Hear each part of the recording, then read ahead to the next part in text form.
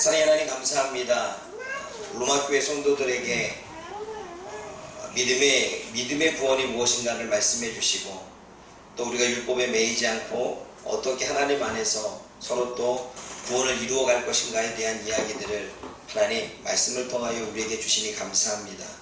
오늘도 주신 말씀 하나하나 우리가 생각해 보면서 이 안에서 우리가 깨달을 것을 깨닫게 하시고 붙잡을 것을 붙잡게 하셔서 하나님 주님의 말씀이 우리의 인생을, 주님의 말씀이 우리의 삶을, 주님의 말씀이 우리의 생각과 마음을 이끌어갈 수 있도록 하나님 도와주옵소서.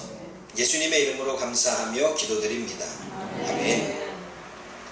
보통 우리가 딱 생각할 때 믿음이 강한 자 그러면 정말 믿음이 강한 자 이렇게 생각되어지고, 믿음이 약한 자 그러면 정말 믿음이 약한 자 이렇게 생각되어져서 믿음이 강한 자가 믿음의 약한 자를 좀 받아주고 도와주고 좀 이해해주고 용납해줘라 뭐 이런 이야기를 우리가 들어왔습니다. 제가 이 로마서 말씀을 묵상을 하고 이 로마서 말씀을 원어로 이제 준비하면서 이 말씀이 그 말씀보다 더 깊은 이야기가 있다는 사실을 깨닫게 되어졌습니다. 여러분, 오늘 로마서 1장 14절 무슨 말씀을 보게 되면 믿음의 강한 자가 나옵니다. 믿음이 강한 자.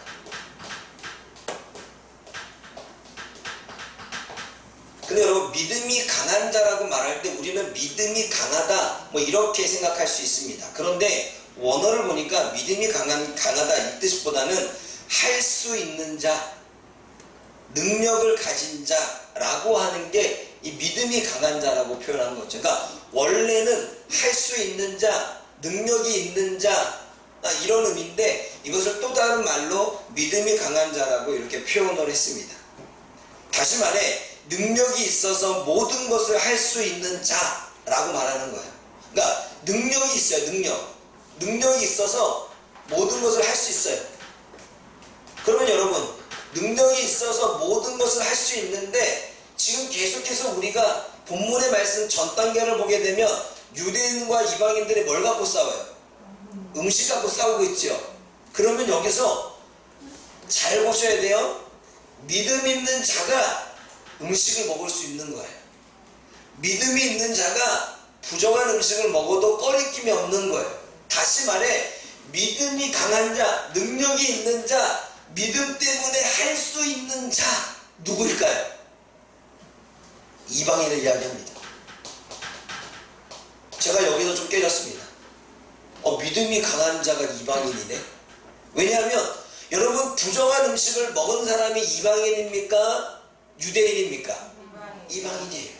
그러니까 능력을 가진 자, 믿음이 있어서 모든 것을 할 수 있는 자, 그것을 음식도 먹을 수 있고 할래도 안 해도 꺼리낌이 없는 자, 이방인 거예요. 그럼 여기서 믿음이 강한 자는 누구예요? 이방인인 거예요. 그러니까 믿음으로 아무 음식을 먹을 수 있고, 믿음으로 할례를 받지 않아도 아무렇지 않고, 믿음으로 성령의 능력을 사용하는 자, 그게 바로 이방인인 거죠. 그런데 그런 믿음이 약한 자는 누굴까요?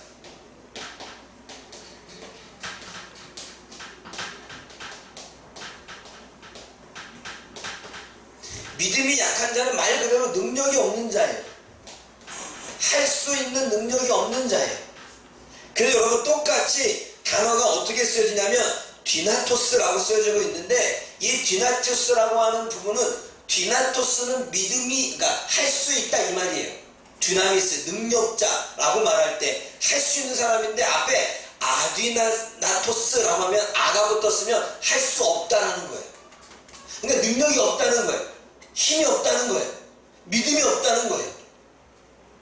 그런데 능력이 없어서, 믿음이 없어서 할 수 없는 자, 믿음이 약해서 부정한 음식을 먹지 못하고, 믿음이 약해서 할례를 받아야지만 구원을 받을 수 있는 자, 믿음이 약해서 할례를 받지 않으면 구원을 받을 수 없다 이렇게 자꾸 흔들리는 자 누구예요? 유대인이에요. 우리가 계속해서 14장 13장 말씀을 묵상하며 나아갈 때 계속해서 유대인들은 율법에 매여서 믿음 없는 자의 모습을 비춰주고 있고, 이방인들은 예수님을 믿음으로 인해서 모든 것들을 할 수 있는, 음식도 하려도 그게 크게 꺼리낌이 없는 그러한 사람들로 비춰지고 있을 때, 오늘 본문 로마서 15장 1절에서 4절에 믿음이 강한 자는 이방인이에요. 그리고 믿음이 약한 자는 율법 때문에 내가 이 율법을 지키지 않으면 나는 구원받지 못할 것 같아 라고 믿음이 없으니까 율법을 자꾸 지키려고 하는, 행위를 하려고 하는 흔들림이 있는 그러한 사람을 말합니다. 누구일까요? 유대인이죠. 그리고 이 믿음이 강한 자는, 믿음이 약한 자는 먼저 된 자예요. 먼저 말씀을 받았고, 먼저 말씀을 들었고, 먼저 하나님을 연구하고, 먼저 그분에 대해서 이야기를 구전으로 들었던 자입니다. 그런데 믿음이 강한 자는 하나님의 말씀을 듣지 않았어요. 나중 믿은 자예요. 나중에 믿은 자예요. 나중된 자예요. 근데 여러분, 성경에 이런 말이 있죠. 먼저 된 자가 나중되고 나중된 자가 먼저 된다. 이 말씀이 그대로 보여져요. 먼저 된 자가 유대인이었어요.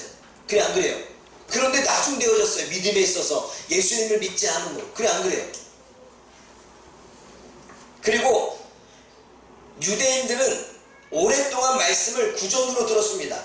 오랫동안 말씀을 구전으로, 구전이 뭐예요? 입에서 입으로 들었습니다.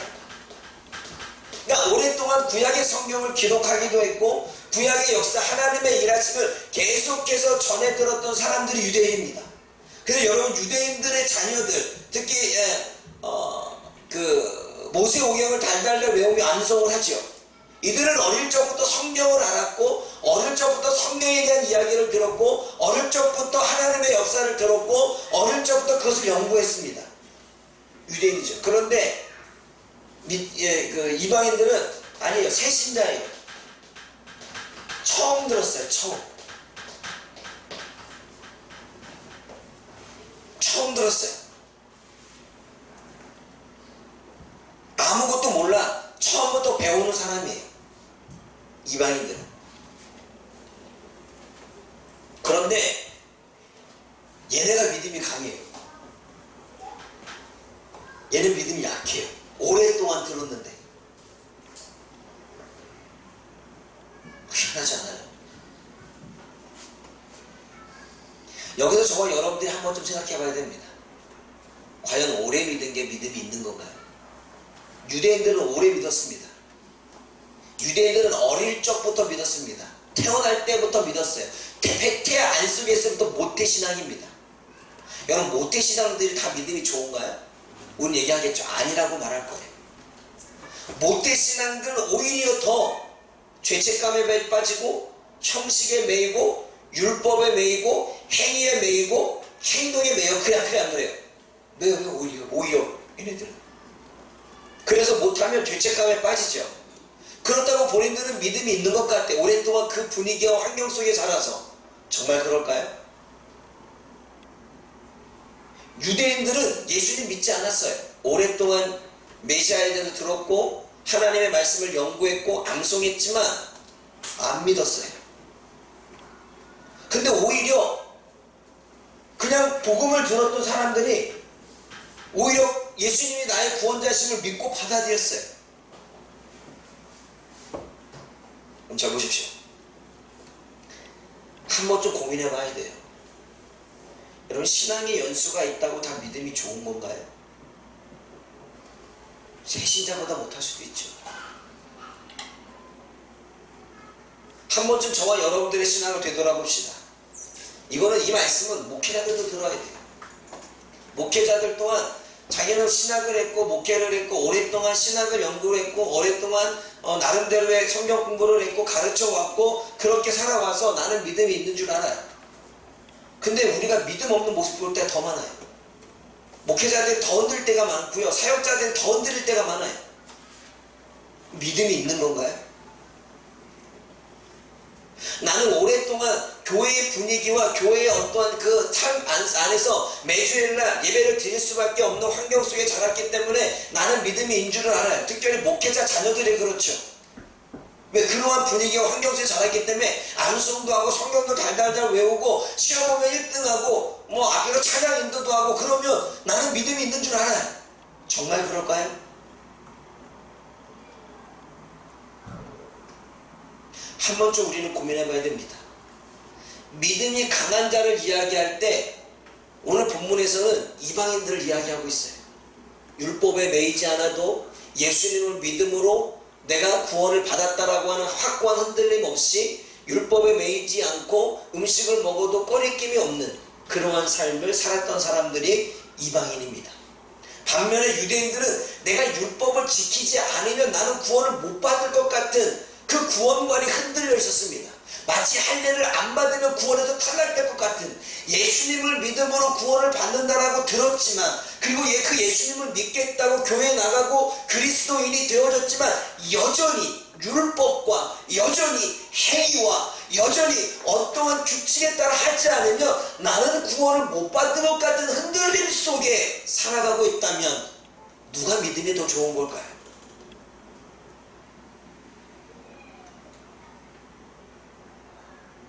그러므로 우리는 내가 지금 목회의 길을 걸어갔다고, 내가 지금 신학을 전공해서 나름대로 신학 사역자의 길을 걸어갔다고, 내가 지금 신앙의 연수가 되어져서 한 40년 50년 믿었다고 해서 내가 믿음이 있다라고 말할 게 아니라는 거예요.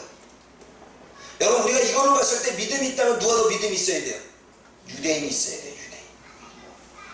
근데 결과적으로 오랫동안 말씀을 들었고, 오랫동안 신앙을 연구했고, 오랫동안 말씀을 묵상했고, 오랫동안 말씀을 암송했던 자들이 많은 많은 지식, 많은 내용, 많은 이야기 다 알고 있으니까 오히려 그것이 본인한테 독이 되어져서 예수 그리스도를 받을 만한 마음이 안 생기는 거예요. 내가 옳고 내 신앙관이 맞고 내가 그동안에 배웠던 게 맞고 내가 그동안에 완수했던 게 맞고 라고 하는 자기만의 신앙세계 속에 빠져서 오히려 믿지 못하는 사람이 되고 있는 거예요. 한번 고민해 봅시다. 저와 여러분들이 하나님의 말씀이 증거되어주고 했을 때 우리가 대부분 하나님의 말씀을 받아들이지 못하는 게 나의 신앙관 때문은 아닙니까? 내가 가지고 있는 나만의 신앙관, 그래서 그거를 깨지 못하고 거부하고 있지는 않습니까? 새 포도주는 새 부대에 담아야 되는데 우리 고민해 봐야 돼요. 정말 내가 믿음이 있는 건지, 정말 믿고 있는 건지, 이방인들처럼 음식을 먹어도 꺼리낌이 없는지, 할례를 받지 않아도 그것이 구원의 증표가 아니라 구원에 관계가 없다고 해서 크게 부담 없이 흔들림 없이, 하지만 나는 예수 그리스도를 믿음으로 믿는 자는 분명히 행위 속에서나 삶 속에서나 뭔가 다른 모습을 나타나기 때문에 내가 싸워서 패배하고 치지만 그럼에도 불구하고 나는 하나님의 백성으로서 여전히 그 죄와 여전히 나의 어떠한 삶과 싸우겠다라고 하는 마음의 자세로 나아가고 있는지, 아니면 유일신 하나님을 믿고 오히려 나는 방종하고 있지는 아니한지, 여러분 우리 심각하게 고민해 봐야 돼요. 그래서 사도 바울이 너희의 구원을 이루라 라고 말할 때 이 말은 너희가 정말 구원 받았는지 생각해 봐라 이 말이에요. 너희 신앙을 되돌아봐라 이 말이에요. 그래서 우리는 날마다 구원이 흔들릴 게 아니라 내가 구원받은지 안 받았는지 내 스스로를 점검할 수 있는 자세가 필요한 거예요. 행위와 율법에 매이지 않고, 그렇다고 해서 믿음의 사람인데 행위와 율법에 매이지 말라고 해서 그냥 그렇게 이전의 방식대로 살아간다면 정말 내가 믿음의 사람으로서 하나님의 말씀을 따르는 사람인지를 고민해 봐야 되겠죠. 제가 이 말씀을 보면 놀랐어요. 믿음이 강한 자가, 그동안 그냥 있을 때는 믿음이 강한 건 유대인, 믿음이 없는 건 세신자인 이방인, 이렇게 생각할 수 있어요. 근데 아니었어요. 본문에서 말하고 있는, 문맥에서 말하고 있는 믿음이 강한 자, 믿음이 없는 자는 뒤바뀌어 있었다는 사실입니다. 그러면 여러분, 오히려 나보다, 신앙생활 오래 한 나보다 이제 막 갓신앙생활 하는 사람이 더 신앙이 좋을 수 있어요. 그래 안 그래요? 여러분 모르면 그 뭐야 무식하면 모르면 뭐 한다고요?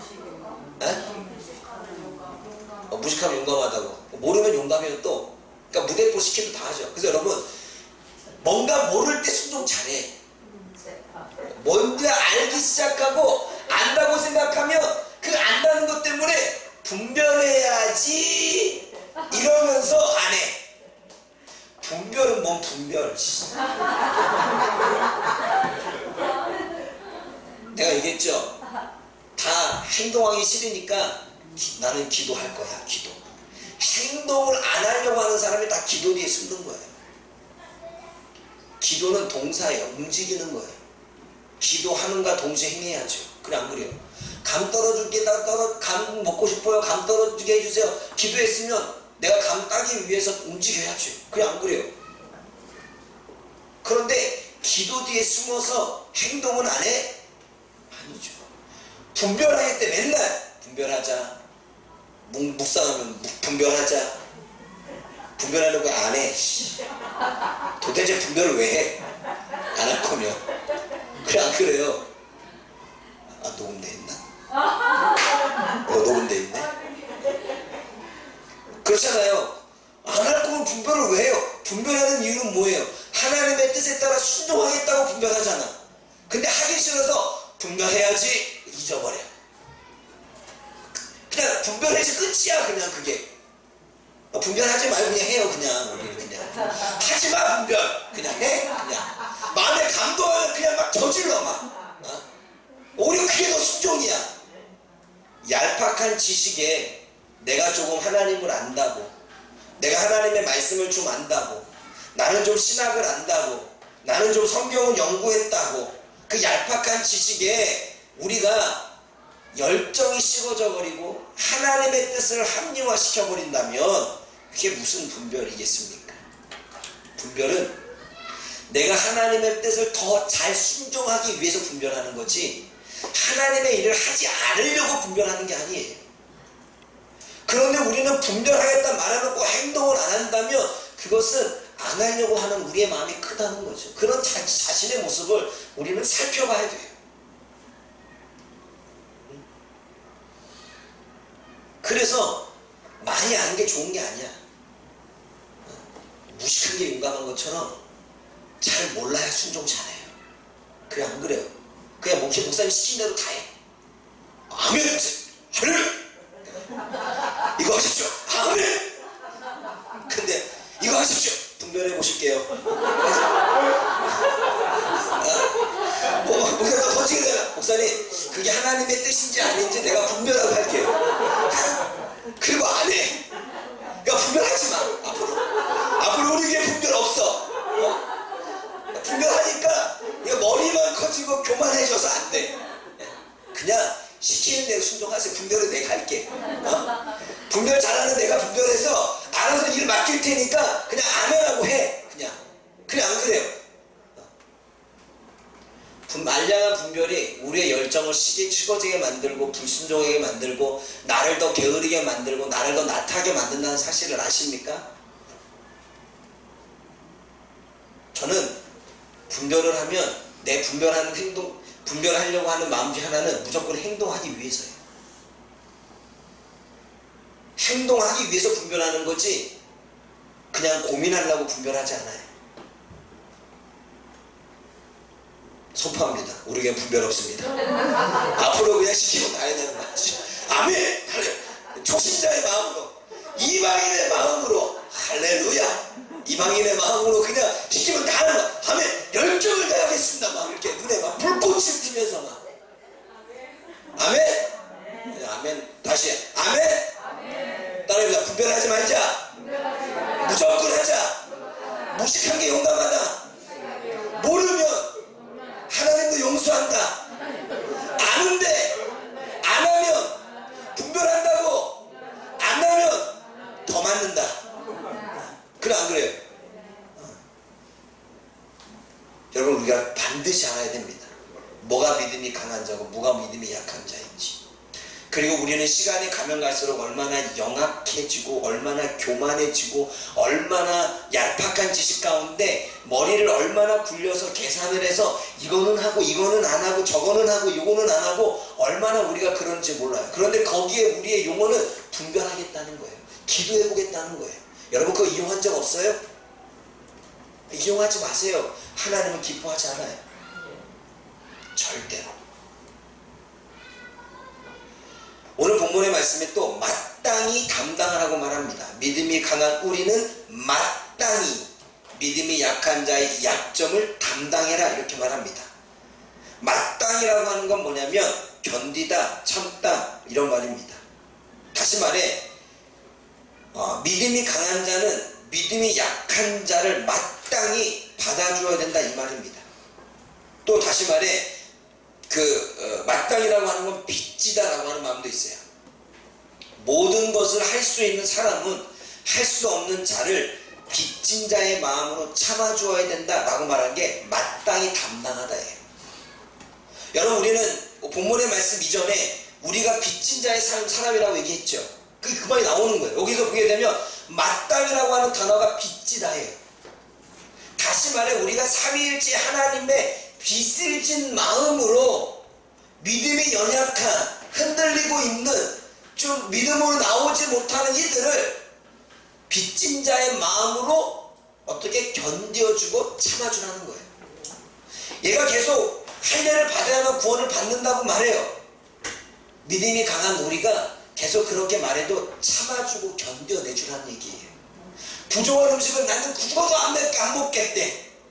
그럼 안 먹겠으면 먹으라고 억지로 하지 말고 안 먹은 그 사람을 먹을 때까지 참아주고 견뎌내는 거예요. 어떻게? 빚진 자의 마음. 내가 구원을 받을 때까지, 내가 내 생각을 깰 때까지, 내가 하나님의 사람이 될 때까지 하나님이 나를 기다려준 것처럼, 하나님이 나를 은혜와 사랑을 통해서 나를 받아주신 것처럼 그 빚진 자의 마음으로 똑같이 해주라는 거예요. 아멘? 근데 저도 이게 안 돼요. 빚진 자의 마음으로 우리 아이들을 끝까지 참고 기다려줘야 되는데 빚진 자의 마음을 가졌다가 빚을 받으려고 해 내가. 근데 본문은 그렇지 않습니다.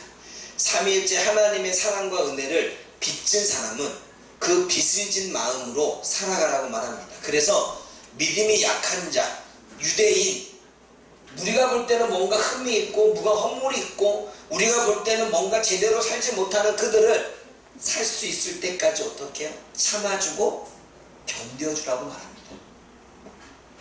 그게 마땅이래요. 마땅.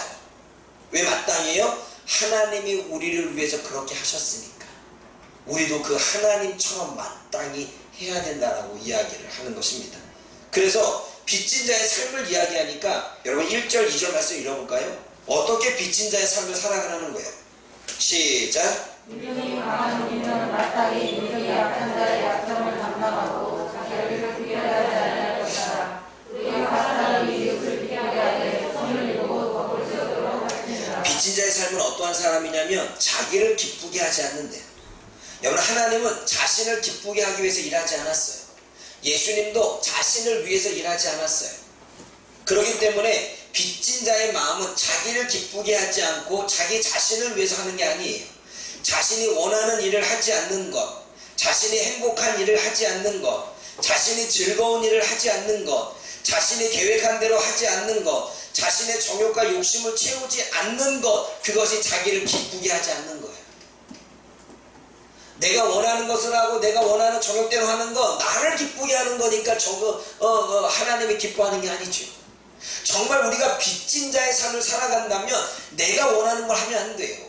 모임 안에서 어떤 회의 안에서 내가 원하는 생각, 내가 원하는 계획들이 그대로 이루어진다 생각하면 내가 원하는 거지. 그리고 우리가 자녀를 키울 때에도 가끔 우리가 그럴 때도 있어요. 애들한테 야 자녀감을 키워 하는 이유 중에 하나는 무엇이냐면 내가 기쁘기 위해서예요. 내 편하기 위해서. 그래 안 그래요? 아니면 내가 일해야 되잖아. 근데 그거는 주님이 빚진 자의 마음이 아니래요. 하나님이 우리를 대신하여 하신 것처럼 그 그 아이가 장난감을 못 치면 대신하여 해야 돼요. 그 내가 회개했잖아요. 앞으로 지혜를 위해서 내가 대신 장난감을 치워주겠다. 이놈의 딸내미가 아주 그냥 온통 장난감은 다 끄집어내놓고 치울 생각을 안 해요. 막 이쪽 떨어져 있고 저쪽 떨어져 있고. 나는 그래서 부르죠. 가르쳐야 된단 말이야. 지혜로 일로 와. 야, 애들 다 정리시켜. 하거든요. 회개했잖아요. 난 앞으로 기꺼이 김지혜를 위해서 내가 장난감을 정리하리라. 이게 대신 지는 거예요. 내가 대신 시키는 이유는 물론 교육적인 부분도 있지만 거기에 조금 더 깊게 들어가면 내가 치우기 싫은 거예요. 내가 정리하기 싫은 거예요. 그래서 앞으로는 빚진 자의 마음으로 내가 대신 하려고 해요. 우리 아이들 장난감 정리하면 내가 할 거예요. 욕하면서 10원짜리 10원짜리 욕하면서 지혜들이 안 치워 나도 다 치워. 중요한 건 내가 욕을 해도 내 마음은 나도 기뻐야 되고 그들도 기뻐야 되니까 욕은 역대하면서 빚진 자의 마음 대신하는 거예요. 이웃을 기쁘게 하라고 말해요. 나 자기를 기쁘게 하지 말고 이웃을 기쁘게 하는데 이웃을 위해 선을 이루래요. 그리고 덕을 세우래요. 선을 이루라는 것은 모든 사람에게, 즉 이웃이든 친구든 동료든 가족이든 공동체든 모든 사람에게 선을 행하는데 나는 모든 사람에게 사랑과 친절을 베풀라고 말하는 거예요. 근데 우리는 나한테 너무 친절해. 그런데 다른 사람한테는 친절하지 않아. 나는 너무 사랑해. 나를 꾸밀 줄 알고 나를 가꿀 줄 알아요. 다른 사람한테는 그렇게 못해요. 다시 말해, 나 아닌 다른 사람에게 사랑과 친절을 베푸는 것, 그것이 선을 이루는 거예요. 내 몸처럼 이웃을 내 몸처럼 사랑하라고 하는 예수님의 말씀과도 같이요. 그게 이웃을 기쁘게 하는 건 빚진 자의 삶이라는 거예요. 또 덕을 세운대요. 이웃과 친구와 동료와 가족들 모든 사람에게 덕, 인격, 성품, 인간의 도리 세우래요. 여러분, 세우라는 게 뭐냐면 본문에서는 건축하다라고 나와요. 다시 말해 내 삶에 인격이 없어. 내 삶에 인격, 덕스러움이 없고 성품이 없어. 참아주는 성품이 없고 사랑을 표현하는 성품이 없고, 그리고 뭔가 도와주는 성품이 없어. 인간의 도리를 못해. 그러면 없는 거니까 어때요? 세워라. 건축하라고 말해. 없으니까 덕을 세우래.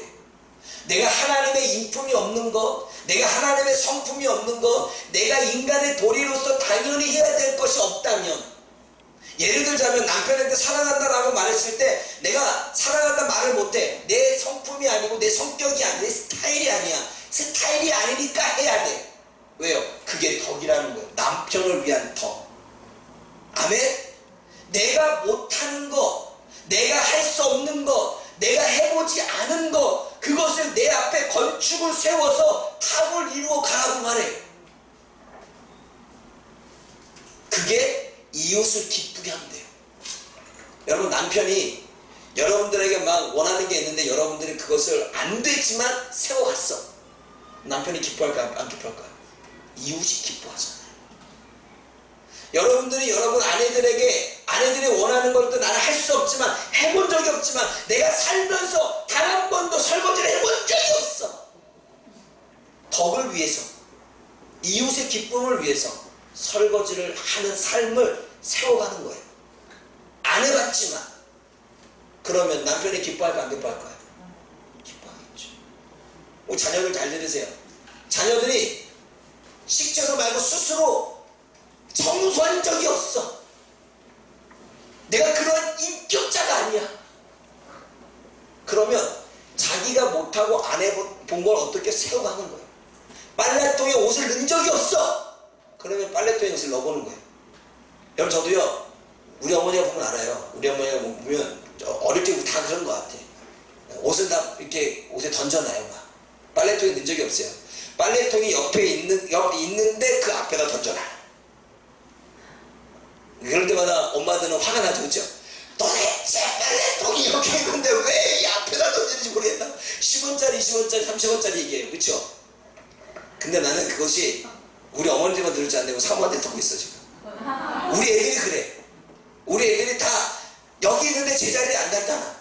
이러면은 도대체 왜 빨래가 왜 여기 빨래를 갖다 놓으라고 했는데 왜 이게 여기에 있는지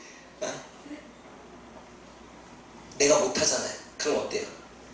빨래통이 그게 있는데 갖다 놔본 적이 없어. 그거 없으면 내가 세워야죠. 그 덕을, 그 인격을, 그 인간의 도리를. 오늘 본문의 말임이 그거예요. 그러면 기뻐할까 안 기뻐할까요? 기뻐하죠. 우리 엄마도 잘 알죠? 빨래통에 빨래만 넣어줘도 기뻐해. 아니 그것까지 말하지 않아. 방 안에 있는 그 팬티나 양말이나 그것만이라도 밖에 내놓으면 기쁘겠어. 그래 안 그래요? 와 여기 뭐야 지금 인격. 기뻐하잖아 이웃이. 그거예요. 그러니까 오늘 선을 이루고 덕을 세운다는 것은 하나님께서 지금 우리가 할 수 없는 것들을 하나하나 세워가서 그것이 나의 인품이 되어져서 나의 삶의 하나의 내 모습이 새롭게 재건되어지기를, 건축되어지기를 원하고 있다는 것이지요. 아멘? 그러므로 여러분 이게 빚진 자라는 거예요. 하나님은 그렇게 대신했대. 우리를 위해서 인격적으로, 우리를 위해서 하나님의 성품적으로 하나님은 그렇게 덕을 세워가고 오셨던 거예요. 그런 우리가 빚진 자의 마음으로 그렇게 살아가라는 거예요. 아멘? 그럼 여러분 하나님을 또 우리는 이웃만 기뻐해서는 안 되죠. 하나님을 기뻐해야 되겠죠. 말씀을 찾아보지 않겠습니다. 에베소 6장 6절을 보면 눈 가림으로 하지 말아요. 도대체 하나님의 일을 보면 하고 안 보면 안 하고 눈 가림으로 하지 말래요. 하나님이 기뻐하지 않는데. 에베소 2장 13절 하나님의 소원이 우리 안에 두신 것처럼 하나님의 소원을 이루도록 하래요. 그게 하나님이 기뻐하신대요. 내 소원 이루지 말고 하나님의 소원이 뭔지를 먼저 이루어가도록 하래요. 데살로니가 전서 2장 4절에 복음을 전하면 하나님은 기뻐하신대요. 히브리서 11장 6절에 믿음이 하나님을 기쁘게 한대요. 우리의 믿음이. 베드로전서 2장 5절에 신령한 제사, 영적인 제사, 하나님이 원하시는 제사를 올려드릴, 예배를 올려드릴 때 하나님이 기뻐하신대요. 아멘? 여러분 나를 기뻐하는 데에, 내 정욕을 채우는 데에, 내가 원하는 것을 자꾸 이루어 가려고 하는 것에 우리가 초점을 두지 말고 하나님, 이웃이 기뻐하는 것에 덕을 세우고 하나님이 기뻐하시는 일에 우리를 드린다면 하나님은 자동적으로 내가 기뻐하도록 역사하실 줄 믿습니다. 아멘? 아멘? 기억하십시오. 저와 여러분들은 믿음이 지금 있는 자입니까? 없는 자입니까? 저와 여러분들이 세워가야 될 덕은 무엇일까요?